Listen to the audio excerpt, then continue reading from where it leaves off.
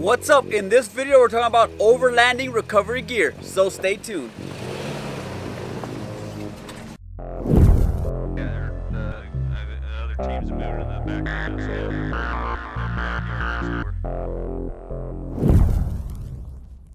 Alright, so I'm out here running a trail and I'd figure I'd give you guys a little bit of insight on what gear I take when I go overlanding. If you're like me, you do a lot of solo overlanding, solo camping, so I rely on my vehicle to get me out of a kind of a bad situation. So I carry a lot of equipment with me in the event I need to perform a self-recovery, right? So I'm gonna go through some of the items that I use and I recommend that you use or take with you anytime you go off-roading or overlanding. So let's get to it. All right, so I keep most of my off-road recovery gear in this back drawer here on my truck vault, kind of DIY truck vault, but same concept here. So the very first item that I recommend, and I'm gonna try to do these in order, is the ARB Easy Deflator, man. This thing is money. You simply kind of screw it onto your tire valve, unscrew it, and then you're good to go, right? This is probably the tool that I use the most when it comes to recovery items, because you'll be surprised by simply deflating your tires how much more traction and how you can kind of get yourself out of a sticky situation. So this is not essential. I mean, you can use a stick or a nail, whatever you find, but this makes life super, super easy. That in conjunction with, of course, a pressure gauge, so you know exactly what pressure you're going to, because you don't want to overdo it in that regard there, right? So that's item number one. All right, the next item that I have that's super important is an air compressor, right? I actually keep in this box here. I have an ARB compressor. I actually have it hardwired in. All the accessories are in here, so I have my pressure hose to fill it up. I simply plug it in, and within minutes, I am good to go. That is essential, especially if you're going to start deflating your tires. So that's item number two. There is an air compressor. All right, moving along the side of the truck, the very next item that you must have is a shovel. I actually have this one mounted to my rack, but that is probably one of the tools that gets the most action on my recovery gear, right? You can dig yourself out, you can fill in a hole, kind of drive around it. So many, many uses for that. While we're here, I also have a HiLift Jack mounted to the rack here. This one I have all the accessories for it in the box, which we'll get to in a minute, but to be honest, probably gets the least amount of action. Very rarely do I have to use that HiLift Jack, but if I need it, I have it, right? So those are two items on the side of the truck there. Let's move along to the other side. I'll show you the recovery boards. All right, moving along the passenger side of my vehicle, again, I have these mounted to my rack, our recovery or traction boards, right? These things are always on my truck. I kind of out here in a very desert, sandy area, right? There's not any trees that I could really winch from. So having some traction boards and that shovel are probably my number one tools when it comes to self-recovery, right? You can get yourself out of the kind of that soft terrain, or you can use these to kind of bridge across some smaller gaps. So traction or recovery boards, item number four, must have if you're going out overlanding by yourself.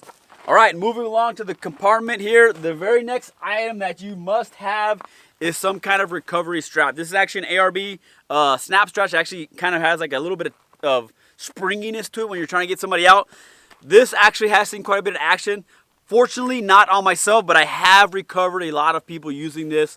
It doesn't take up a lot of space, and it doesn't weigh a lot, and it's super, super handy. So that would be another item that is a must-have, especially if you're going out, right? Along with that is you need some kind of shackle, right? I got these D Ring Shackles. I actually have one as well underneath the vehicle, which I'll show you here in a minute. You can attach this to another vehicle. They can pull you out, or if you have your recovery points on your vehicle, these are awesome to have. Plus, if I do need to kind of elongate or have another, like a longer distance, I can attach another strap to itself and kind of get that further gap or further distance away, right? So recovery shackles or D Ring Shackles are a must, right? Let's move on to a couple of the items that I take with me every time I go overlanding when it comes to kind of vehicle maintenance and some of the more fine-tuned areas, right? So moving along, right? Number one item that you must have is some kind of way to start your vehicle if your battery dies, right? This right here is the NOCO GB40. You charge it up, you plug it into your, you plug this thing in, man, and I have actually started my Tacoma just to see how good this was. I took the battery out and I was able to start with my Tacoma with just this, right? So if the vehicle is completely dead, I can still get it running with just this, right? So that is an essential item, especially if you're gonna be out by yourself, right? All right, next are what I call my 3 boxes of goodies, right? I have these 3 tackle boxes and they all have a very distinct purpose, right? All right, so going into these boxes, like I said, this first one here is everything that is kind of like small punctures or miscellaneous things like that. Obviously, JB Weld, 101 uses, right? It's like the crazy glue for mechanics. This right here is also a JB Weld product. It's for fuel tanks or metal objects. I can take some of that putty, kind of mash it together. Say I get a small puncture underneath the carriage there, maybe on the oil pan or something, I can plug it with this. This is also a very useful item, that quick steel. I've actually been able to do some major repairs with this. It does take some time to recover, so if I get to a camp, I can fix something and then wait till the next day till it sets completely. This right here, if I need to make an improvised gasket, right, start getting a major leak somewhere, I can kind of mess with that and make a kind of remedy the problem. And then this last item here, it's a special kind of tape. If I get, like, say one of my hoses cracks or get a major puncture in it, I can wrap this around it, and it actually does a pretty good job of water. It's a watertight tape that can seal it, right? So this box here kind of deals with all that stuff there, right? Moving along, this box here is everything that has to do with tire recovery or tire repair, right? So of course I have the tools that go along with a lot of this stuff. If I need to, if I get a puncture, I can fix it. I keep the instructions in here just in case. You never know, although it's pretty self-explanatory, but I just throw them in there as well. I do have some rubber cement, all the thread cord to fix it. I do also carry some extra valves. I don't know if you can see those. In the event one of my tires just starts leaking and one of the valves has gone bad, I can switch them out with that ARB Easy Deflator. I can unscrew it, put another one back in, and I am good to go, right? In addition to that, there's just some miscellaneous stuff, some extra caps and stuff like that. So this is everything that has to do with tire repair. All right, moving along, the last box here is kind of my miscellaneous catch-all stuff. So it has a lot of just spare bolts and nuts and stuff like that. It does have a lot of different fuses, right, all the way from 25 to like 2.5. I do have some heat shrink stuff. I kind of make some electrical stuff, miscellaneous wires, right, different clamps for hoses, stuff like that. I do carry a spare battery terminal in case one goes bad, and just some miscellaneous kind of, oh, dropped one, I'll grab it here in a minute. Just different size hose connectors, right? If one breaks, I can snip it and then just connect it back together with some of those hoses and can improvise fix, right? So this box here, kind of all that miscellaneous stuff, that kind of just catch-all stuff, right? That. All right, the last item that I have for self-recovery, of course, is a tool kit, right? Or a tool box, right? I actually carry this one inside the vehicle, but it has kind of everything you need to do a repair, right? Different size wrenches, a hammer. I even have a meter, a bunch of different sockets for this vehicle specific, right? I carry wire cutters in here as well, screwdrivers, Allen wrenches, you name it, it's in here, right? All those items that I may do kind of that self-trail recovery are in here. In addition to that, I do carry a small socket kit for those smaller stuff. Some of those stuff, especially when you're dealing with the electrical stuff, battery and stuff, you need that smaller diameter sockets. And then I carry a handful of zip ties.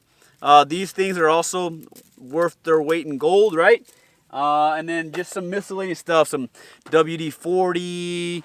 There are some on the other side there. I'm not going to get to it in a minute, but there are some jumper cables in case my battery pack does die and I have somebody else with me, they can jump me. So just miscellaneous items that I carry.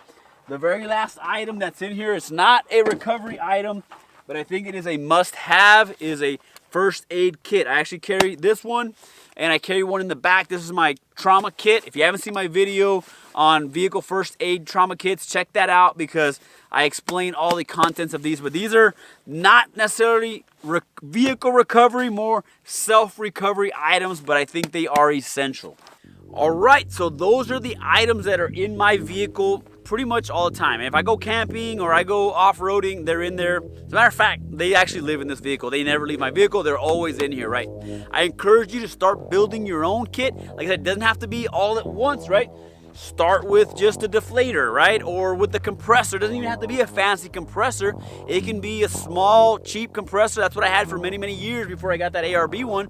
And I would just lift up the hood and connect it and I was good to go, right? So start working your toolkit, all those little items, because you don't really need them until you do, right? And especially if you're like me, you go out quite a bit by yourself, you need to have all these items just to ensure you're safe, right? So if you found this information valuable, don't forget to hit that like button and subscribe, as it truly does help. With that, stay safe and train hard.